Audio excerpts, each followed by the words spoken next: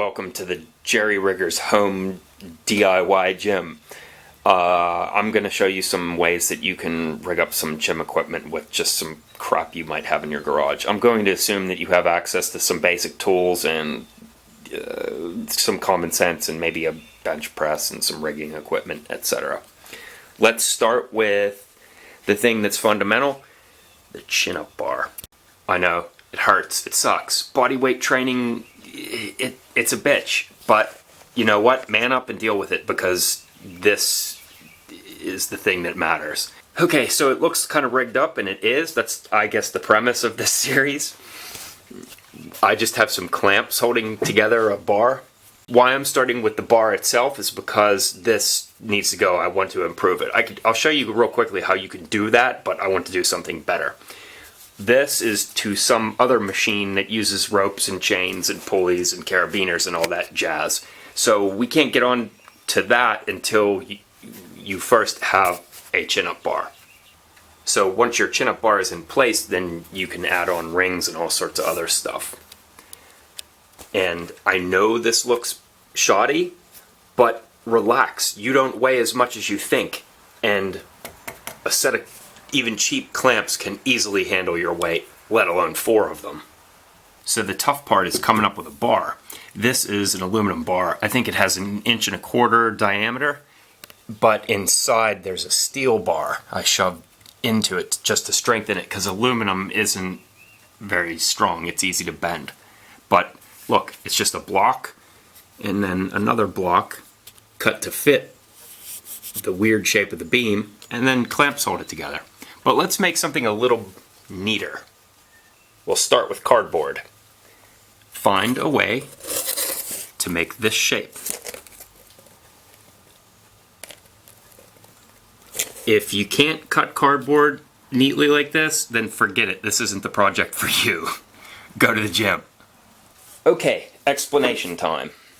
Let's use 3/4 plywood, and I will give you my personal assurance that this should work as long as you're 200 pounds or less. If you're more than 200 pounds, you'll have to double it up, and I'll show you how to do that.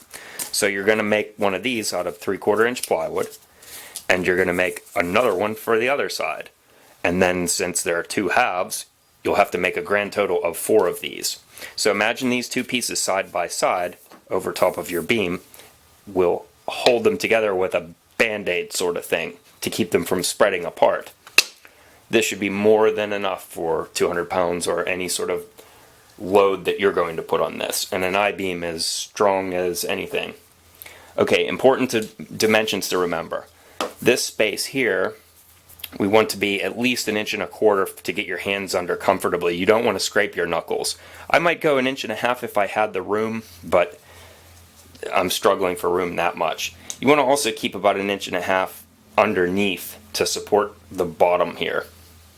One more dimension, let's make sure that this stays at least about 3 inches for strength. This, it doesn't have to go up all that high. My beam starts to curve like this because of the weld about there, so end it somewhere around there. Total dimensions are something like 5 by 9.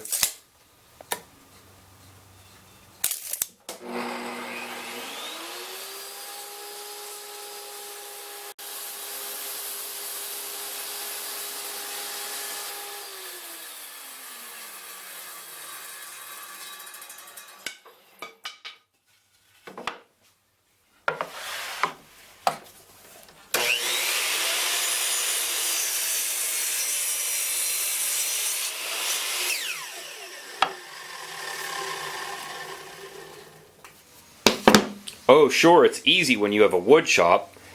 Stop it with the I can't attitude. That's not going to serve you well at all. They're just wooden blocks. You can do this. Yes, I have fancy tools, so I'm going to use them, but there are simpler ways. I won't show you anything here that's beyond you. You can make this cut with just a coping saw. It's $5 at a box store. All you're doing is making 9 by 5 blocks and then making this one simple cut.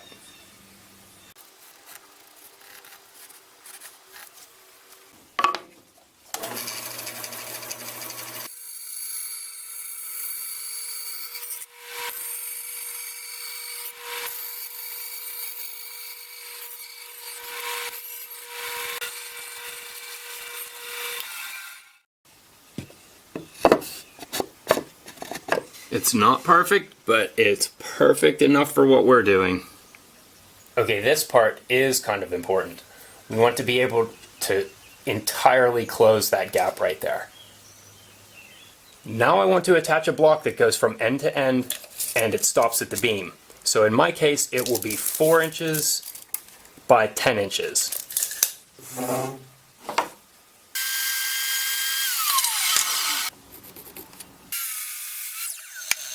Okay, back at the beam, if you were able to close this gap, then don't worry if you're off a little bit here. Look at my cut, it's a little bit off.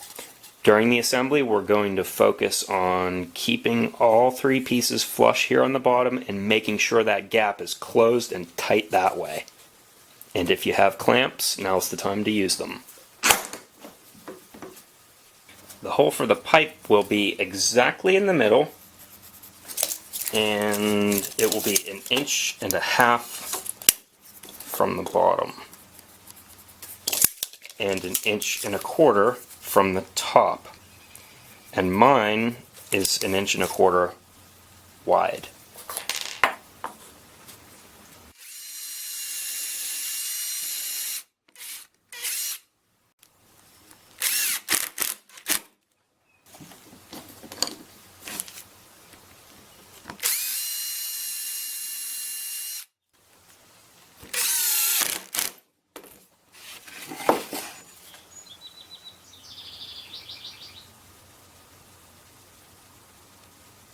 At this point, there's a lot of ways you can go with this, and it all depends on what you want to do.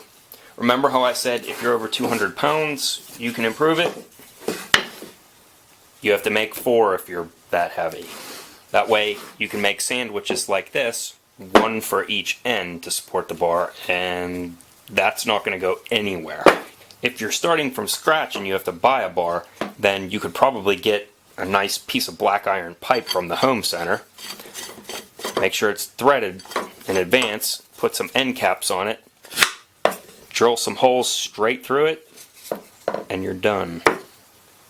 And if you want to fancy it up further, you can put 1.25 inch outside diameter PVC on it. All of this depends on what kind of pipe you're using. In this example, there's some slop in between the 2 pipes, so you'd have to cut the PVC nice and tight so that when you screw in the end caps, it causes it to lock into its position. I'm not going to be using PVC because mine is a 1.25 inch aluminum bar. Another good way to solve the bar problem is to just dig up one of these, an extra lifting bar. You could pick one up on Craigslist for just a couple of dollars, and it's super strong. A bar like this is perfect because it's about 36 inches to here. And you can just drill a hole in your mounting bracket like this, and you're ready to go. But you'll still have to address the spinning issue because that would be annoying. And you can do that by putting a pin or a screw through it. And I'll show you how to do that because I have to do it on my bar. My bar is actually 2 bars. The outermost one is aluminum, or aluminium if you prefer. And that's not quite strong enough to support a lot of weight. It could probably do 100 pounds before you start to bend it. But by adding this second black iron bar, which probably takes another 100 pounds at least before it starts to have any sort of appreciable deflection, I get to benefit from both the strength of both bars this way. How I do that is just by putting these tape cushions, bumpers, whatever you want to call them, in there. And so once this bar starts to bend, it taps into the power of the steel. This has been supporting my body weight for a couple years now.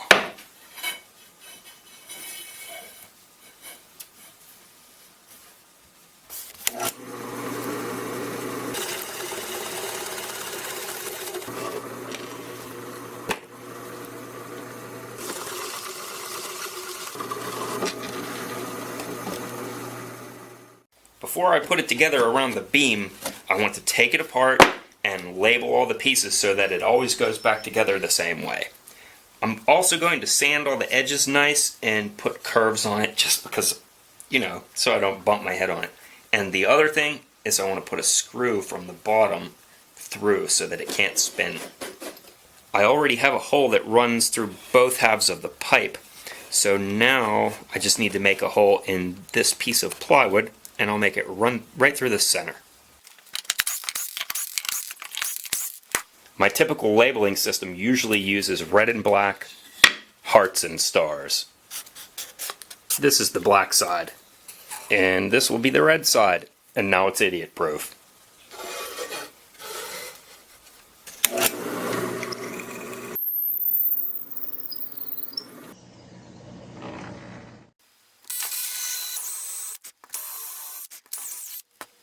I pre-drilled from the other side too, and that way the screw has a place to go.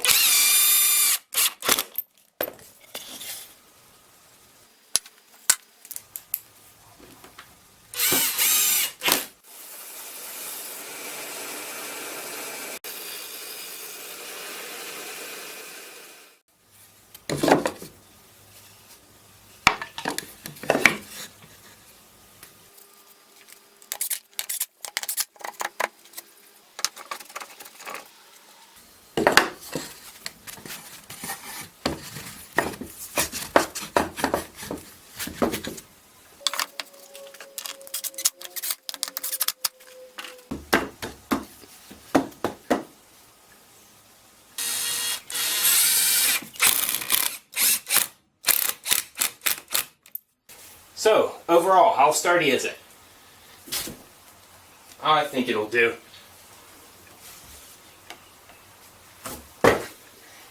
If you enjoyed this topic, let me know it, because I have plenty of other inventions on the subject. Most of them won't be so elaborate like this, but I do have a build for a set of rings like these if you want to see it. Just click somewhere around here on the screen, and I'll see you later.